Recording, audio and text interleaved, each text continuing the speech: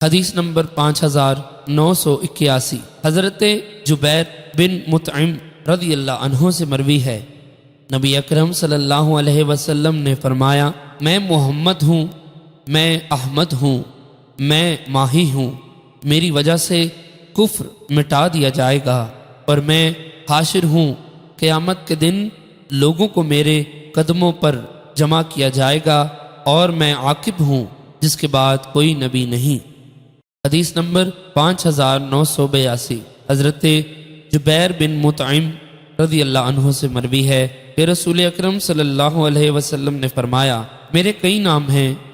میں محمد ہوں، میں احمد ہوں، میں ماہی ہوں،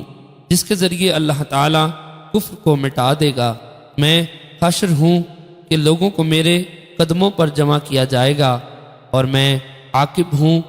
میرے بعد کوئی نبی نہیں، اور اللہ تعالیٰ نے آپ کا نام رؤوف اور رحیم رکھا۔ حدیث نمبر 5983 امام مسلم رحمۃ اللہ علیہ نے اس حدیث کی 3 سندیں بیان کی ہیں۔ شعیب اور معمر کی روایت میں ہے کہ میں نے رسول اکرم صلی اللہ علیہ وسلم سے سنا۔ عقیل کی روایت میں ہے، زہری نے بیان کیا کہ وہ عاقب وہ ہے جس کے بعد کوئی نبی نہ ہو۔ معمر اور عقیل کی روایت میں کافرہ کافر کی جمع،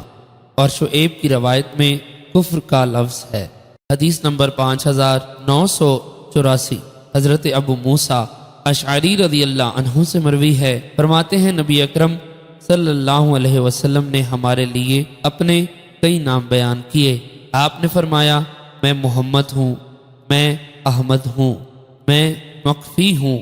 سب سے آخر میں آنے والے، میں حاشر ہوں، نبی التوبہ ہوں، اور نبی رحمہ ہوں۔